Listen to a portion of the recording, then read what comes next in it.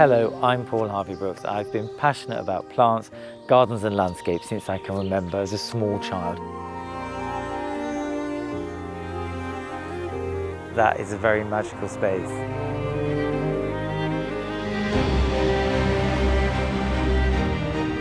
Welcome to Liverpool. This dynamic city is normally associated with music and the swinging 60s, but apart from that, there is a wealth of hidden secrets, beautiful gardens and green spaces that I am really excited to be sharing with you.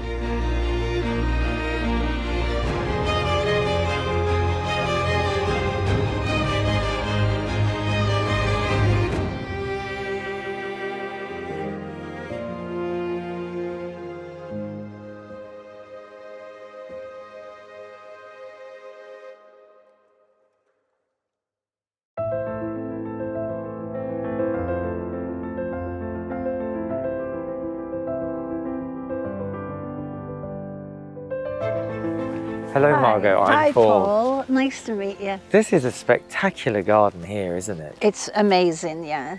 Can you tell me a little bit more about its history? Well, it was started by a man called Arthur Kilpin Bully. He was born in the 1860s. When he was in his 30s, 1898 or so, he bought this piece of land and it was just farmland. He converted it into this wonderful garden that you see.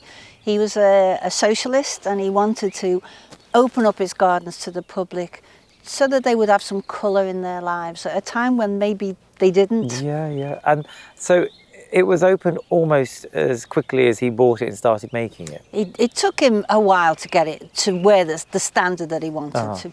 Since he was a little boy, he was very interested in plants and gardens, particularly alpine plants. Okay. And he sponsored a lot of gardeners to go and bring new plants back. Changed the face of gardening, Arthur Kilpin Bully. Didn't just introduce new plants. Primulas, azaleas, rhododendrons, a lot of the gardens in England are due to his discoveries by sponsoring these gardens. And we can see some of the rhododendrons and azaleas just stretching out amongst the cell. That is really exciting. Well, I think the best thing we should do is go and have a look at some of Let's have a walk along. Hidden treasures.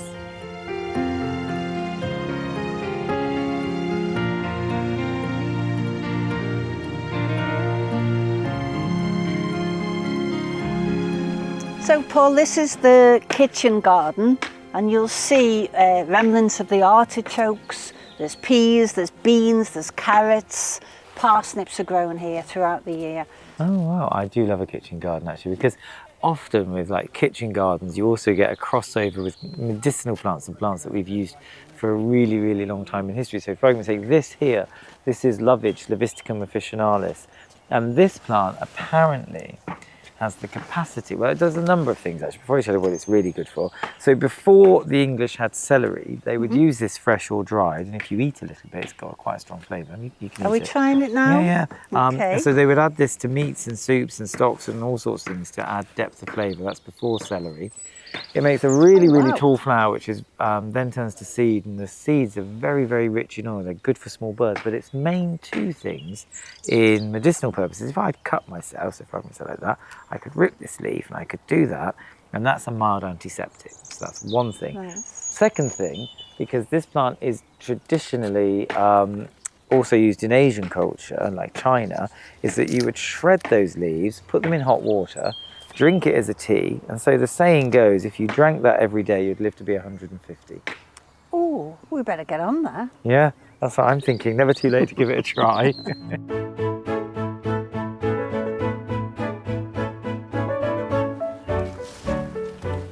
Well, I tell you, this always makes me chuckle because, of course, we use rhubarb today as largely in cakes and for sweet dishes like desserts, but actually, there was a time that rhubarb was more expensive than gold.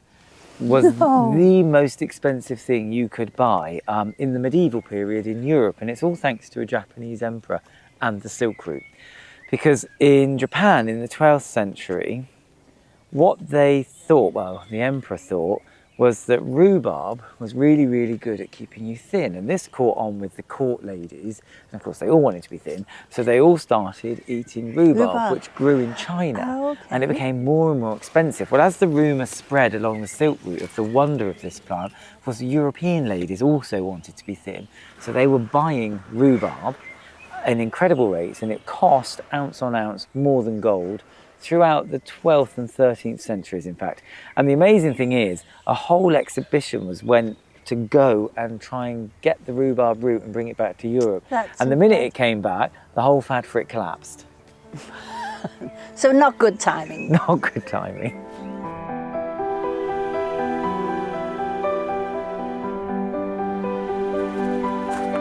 Oh, hello, Rodney. I'm Paul. Hello, Paul. I love herbaceous perennials, but I understand that you are very passionate about alpines. Yes, I am, and we volunteer here to look after this collection of alpines in the Alpine House and the troughs. And this particular trough we're trying to dedicate to relationships with Ness Gardens here and the founder Bully. Yeah. So some of these plants were found by the plant hunters that Bully sponsored in China. Such as George Forrest, I'm taking Forrestii yes. to be. Yeah. And Farah and Ward. So Ward is Kingdom Ward? Yes. Yeah. Yeah. Okay. And we're trying to build up a collection here to showcase those alpines, and also alpines that were raised in variety here at Ness and have the name Ness in the variety name. I think that's really important, because so often a lot of people don't understand where the plants come from, and also the time frame that they were being collected. These people were literally risking their lives.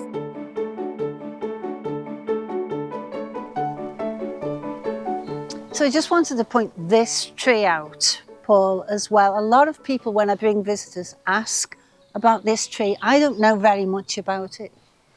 Well, it's interesting because it's big enough to be look like a small tree, but actually technically it's a sub-shrub, which means that the shrubs go to a certain height and then there's a difference before you get to a small tree. And this is Hepticcodium. It's a Chinese introduction. I mean, admittedly, I don't think I've ever seen one that big. But what's nice about it is it has really fragrant white flowers. Its foliage changes a little bit in the autumn, and it also has really interesting bark, so it makes it a really good garden plant, which is clearly why it's here. But I think sometimes people often think about it and think about peas, because when the leaves are just opening, they hang a bit like a pod. They look like a pea pod, yes. And that's probably what people are wondering about. They're very open today, though. Yeah. No, it's a nice plant.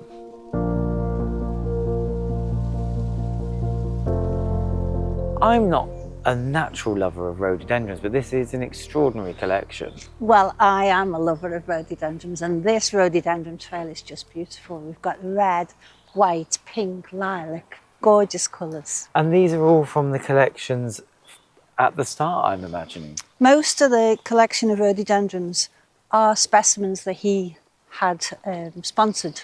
You know, collectors brought them over from foothills of the Himalayas, from China and different places.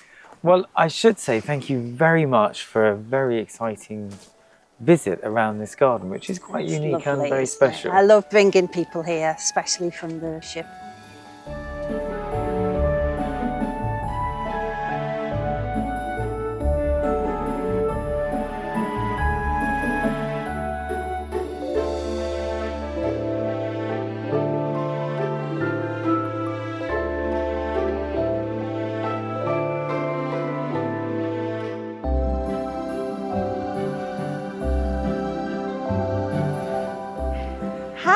Hello, I'm Paul. Lovely to meet you, Hi, Kate. Paul. Lovely to meet you. Welcome to the Palm House. Thank you. Well, this is a fantastic building, isn't it? I mean, It really is. It's a super well when you walk in. It's incredibly big. But how come it's here? So the Palm House was built in 1896, and it was from a donation made by Henry Yates Thompson, and he wanted plants that were useful, so they were food or fibre, dyes, medicine, plants that were really useful for people, and that people otherwise wouldn't have had the chance to necessarily see themselves at that time. I mean, that would have been incredible. On so many of the spaces that we're looking at plants arriving for the first time. In a lot of those cases, it's into private, wealthy gardens, but this is really unique because, in fact, what's happening is somebody wealthy is giving an amazing resource to the city, and everyday people would experience something that would have been like a fantasy, really, because they would not have seen any of that. Nothing that they'd ever seen before. And the £10,000 he donated not only built the Palm House and the initial plant collection, but also the sculptures that are around as well. So he brought art. Oh, wow. I mean, that is an incredible story. And it's still to this day a much loved part of Liverpool. Absolutely, so loved, so well used. Really, like we call it the jewel in the park. Really does shine brightly in Liverpool. But we have nearly lost it in 1913, just before the First World War, when the suffragettes were really stepping up the fight for women to get the vote. And one of the suffragettes, Kitty Marion, actually planted a bomb in the east porch at the Palm House. Oh, wow. The fuse was lit, and it was only because it was a windy and cold November night that the fuse blew out and it didn't go off and explode and destroy the Palm House.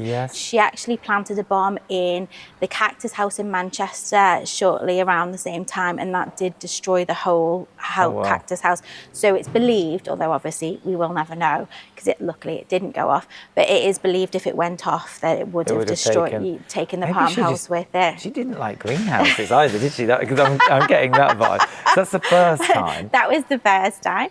After the Second World War, there was a fund to restore buildings that were damaged during the war, and so the Palm House was one of the buildings that was restored. But every single one of the panes of glass is a slightly different size. And so the putty that was used in the 1950s couldn't cope with the movement of the metal structure. And so their constant movement over like the next 30 years meant that the putty began to get brittle and crack. And so the panes of glass began to fall in again. Oh, wow. So in the 1980s, the Palm House was closed again, and there was just no money to restore a glass house. You know, that wasn't the top priority for the council at that time.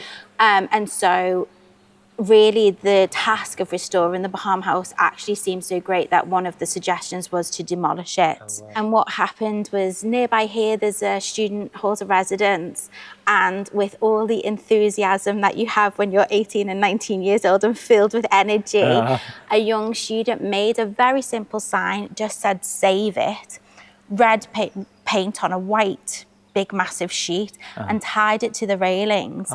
And what that did was it got people talking, and it got the community having the discussion about what the Palm House means and why it should be restored. And they called a meeting, and at the meeting they did a little whip round, and £73 was collected. And this wonderful lady called Jane Baxter's hand went up and she said, "Well, who's going to look after that?"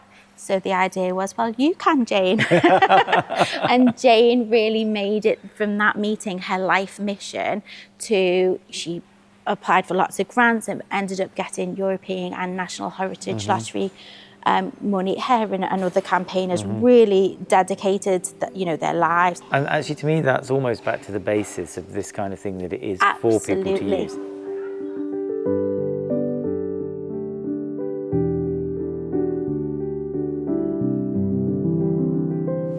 Well, this really is an incredible collection of tropical plants. Some of them we now know as houseplants, such as the ficus behind me, but this enormous scene of palms and other plants is just incredible. And one that we really know and love is the Phoenix canariensis here behind me.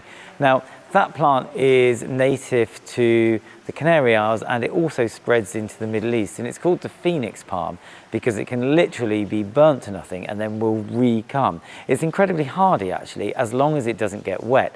And I think, listening to the story of this space, when all of the glass was removed and that palm was still here surviving the cold and the kind of winter of Liverpool, is a mixture of two things: the Gulf Stream, which makes it slightly more hospitable, and also probably at that period there were a successive number of dry winters that stopped it from rotting out. However it happened, it is an amazing specimen of a plant to see here.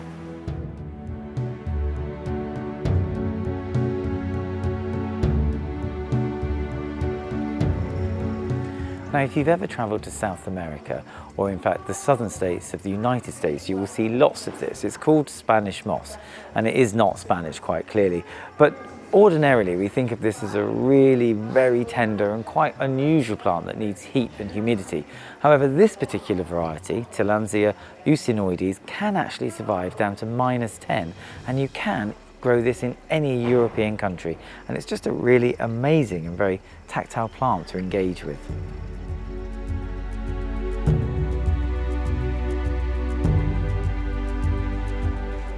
Well, this incredible palm is actually native to New Zealand, and what I love about it is it tells a particular story which is very closely connected to the indigenous people who lived there. Now, you see the centre, this is going to be a new leaf, but actually it's also a food source because this can be harvested and cooked very much like we cook cabbage, and makes a really highly nutritious, vitamin-rich source of food.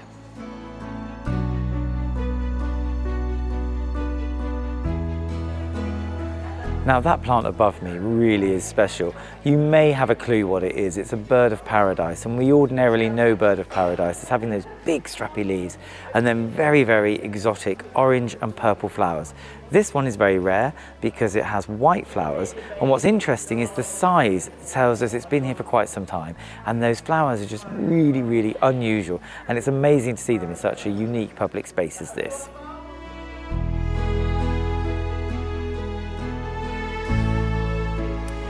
Even in an extraordinary building like this, where we've seen the scale of such big palms and other tropical plants, there's always a small little surprise, and this really caught my eye. Now, you'll probably recognise it, or its relative. It's the cheese plant, Monstera deliciosa, but this one is much more special. Look at those leaves. You've got all of this variegation, and it's incredibly rare. And right now, it's a very, very popular and expensive houseplant. So to see one as big as this really is a treat here in Liverpool.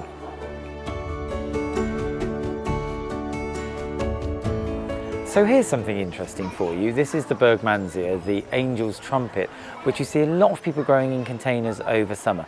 Now, this is a South American native, and it has a slightly macabre story behind it. So it was often used by the Incas and not decoratively. If you were to drink the sap of this tree diluted in water, I'm not sure what I'm telling you how to do it, but if you were to drink it, it's a mild to very severe hallucinogenic. And the reason they used it was not because they loved to party, but it was because they made human sacrifice, and the only way to make sure the person was calm enough to carry them up the pyramid, lay them on those huge platforms that we've seen, and then sacrifice them, was if they were completely out of their senses, thinking they were having the time of their lives. And this is the plant that they used to make that happen. Well, I mean, thank you so much. That's an incredible collection of plants, and this building really is something. But I must say, I'm glad I've met you back here, because this is also a very good place, thank you, to sit and have a nice cup of tea. Absolutely. I'm so glad that you've enjoyed looking around, and now I think it's time to rest and sit back and enjoy the plants.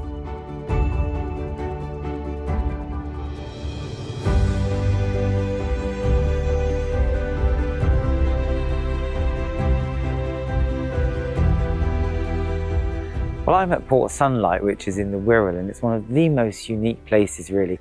A very, very special environment, and to explain more about it and to tell us a bit of its history is Liam. But first of all, before you do that, what do you do here? I'm the landscape manager here at Port Sunlight, so I manage the 10 gardeners that look after our site, which is 130 acres all told. That's a big landscape, really. Yeah. So how did it all start? Well, it was founded back in 1888 by Lord Lever, after he'd set up his factory, the soap making factory, just a few hundred yards from where we are now. And he wanted to build a village to house his workers that was sanitary, that was open, that provided a sort of a good place for his workers to live. And which is really quite revolutionary for the time we're talking about. Absolutely, yeah. It predates a lot of the other garden villages that followed on. So the architecture, the planning is all kind of down to his thinking. Yes, absolutely. Yeah. So he employed many different architects because the idea was to create a village that looked very natural. He didn't want it to look Like all just one style. exactly so. Yeah. So there was many and many architects. Each of them designed particular buildings, particular blocks, because he wanted it to look like an old English village that had been here for hundreds of years or more. And the other thing which really strikes me is we're like walking through and looking around. It's not just about housing and architecture, but he really had a focus on making green space. Absolutely. Well, yeah, his focus was really on the health and well-being of his workers from a goodwill and philanthropic point of view, but also for getting the most out of his workforce. He wanted them to be healthy. He wanted them to have good lives outside of work because he thought it would make them better employees.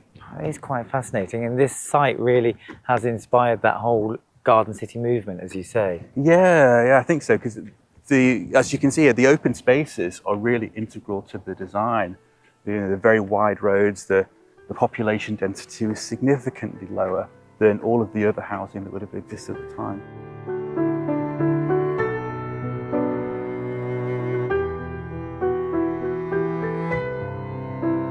So this is interesting. What's happening here? So this is a new garden, a new style of gardening really for Port Sunlight. It was going to be a garden to commemorate the Platinum Jubilee a few years ago, but obviously with Her Majesty's passing, it's now going to be a memorial garden, garden. Elizabeth Garden, as we're going to call it. What's the kind of, if you like, the colour theme that we'll expect to see as that develops? So the planting that's already here, we've got the lavender and various shrubs and things, but we've got the Elizabeth rose and the Duke of Edinburgh rose together in the centre. So they're a pink and two different kinds of pink really. But the rest of the planting, which is going to be following soon, will be an herbaceous mix of whites and blues. But it's nice to have that reference through the plants of the kind of, if you like, the person it's dedicated to, so you really get a sense that it's been thought through. I think that's really nice. Yeah, I'm looking forward to seeing it in full flower.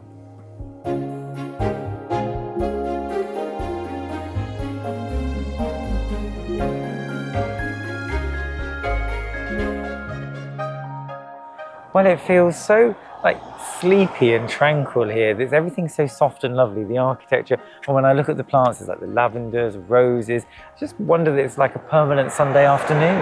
Well, it's certainly very relaxing, isn't it? But interestingly enough, in Hume Hall here, this was the first place that the Beatles played together as a foursome with Ringo as well. Oh, wow. So there's been plenty of life here and excitement over the years. Okay, and did they just come the once? Or? Well, I think they played 6 times in total. Oh, okay. Yeah. Well, the only thing that I'm disappointed about there is there's no Cilla Black.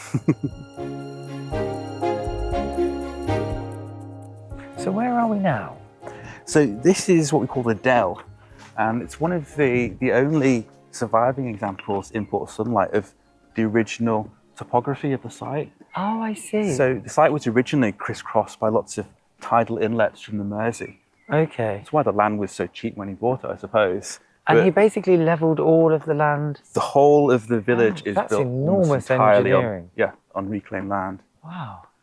So this is a bit of what it would have been like. Yeah, I mean, it's obviously been landscaped since then, but yeah, and the water still runs underneath our feet. Oh, wow. There's many culverts and underground waterways that crisscross the site. This is quite a large open space. Yeah, so this was originally a site of an auditorium for all the workers from the factory. Well, I guess you can see that in the way that it curves round, yeah. Yeah, it used to hold many thousands of people for company events and meetings. Oh, wow. But I think it went sometime in the 1930s. Apparently, with this being one of the original tidal inlets, you do get flooding down here. Okay. So it wasn't the best place for a theatre. Yes, I can see that.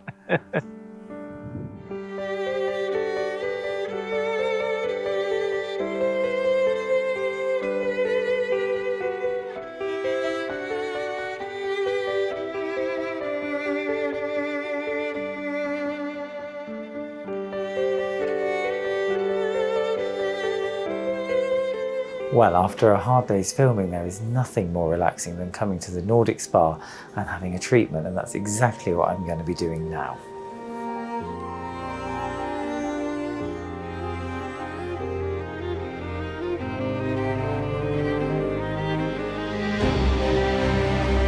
Welcome to Northern Ireland, the most dramatic landscape of craggy cliffs, giants, and also some of the most important gardens in the country.